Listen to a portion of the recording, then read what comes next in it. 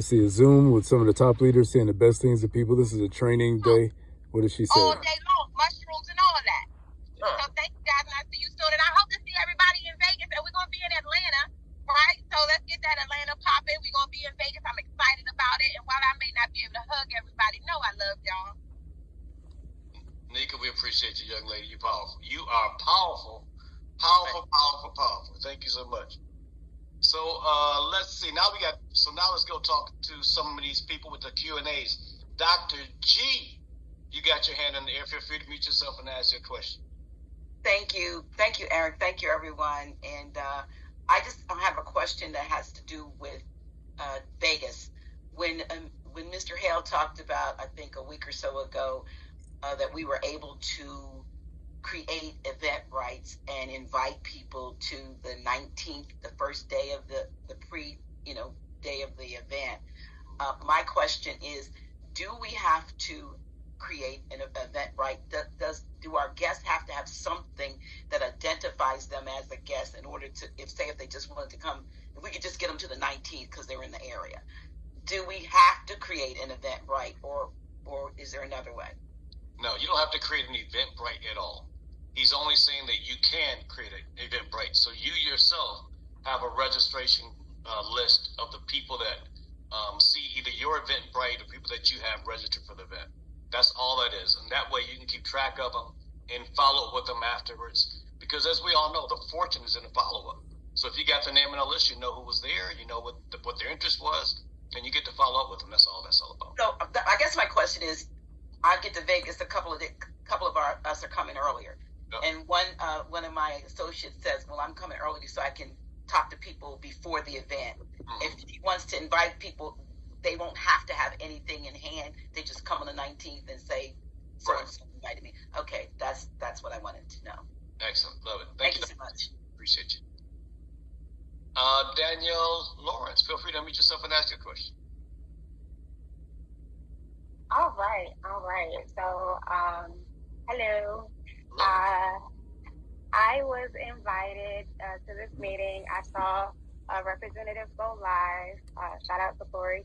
And for the most part, I had a question in regards to, yes, I definitely want to get started, but on a bigger scale. My question, I have connections. My family, we have a farm, Grow Green Acres, LLC. And at one point in time, we were thinking about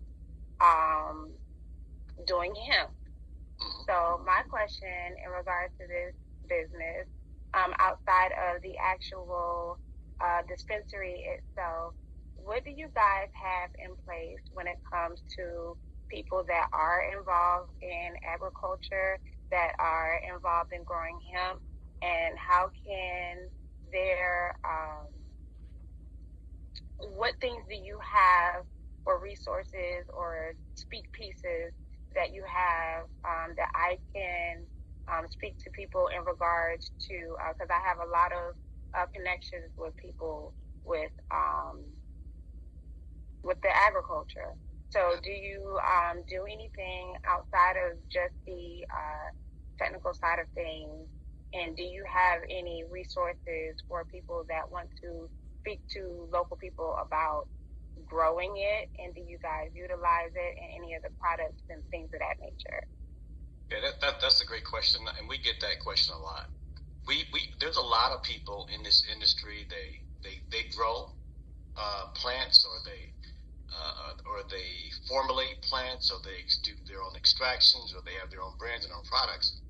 And it's not really our business model to have them come into what we're doing.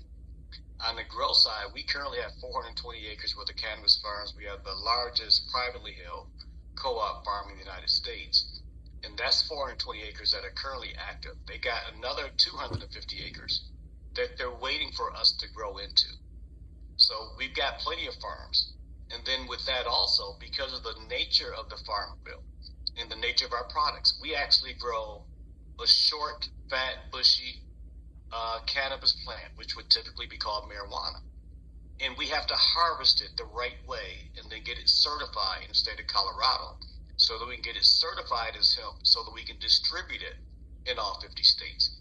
Any other way we would do it would not allow us to do our products and ship them across state lines. So that'd be an issue, but that's a great question. Alex Harris, you got your hand in the air. Feel free to unmute yourself and ask your question. Hey, what's going on, Eric? I had a question about the product as far as weight is concerned. So I know we have flour in the dispensary, and you can get up to an eighth. Now, are we going to start planning on getting larger weight quantities, like quarter ounces, half ounces, ounces like that? So we're going to be going up to pounds as soon as it makes sense to the company. Oh, that's great, because I get a lot of questions about that. Like, so how can I get a pound? Can I get an ounce? I'm like, well, you can get an eighth. Like, oh, well, I don't want an eighth. I want some big weed. It's coming. You have to understand where we are right now. The entire market space for cannabis is about $35 billion annually, and it's going to grow to $130 billion over the next 6 years. So the market that wants a half ounce, an ounce, and a pound, they already exist. The growing market is not so concerned about their weight. The growing market is concerned with, what can my grandmother use who's having this issue with their back? What's my son doing who has issues concentrating in school? What can I take for this chronic condition or autoimmune disease that I have? That's the emerging market.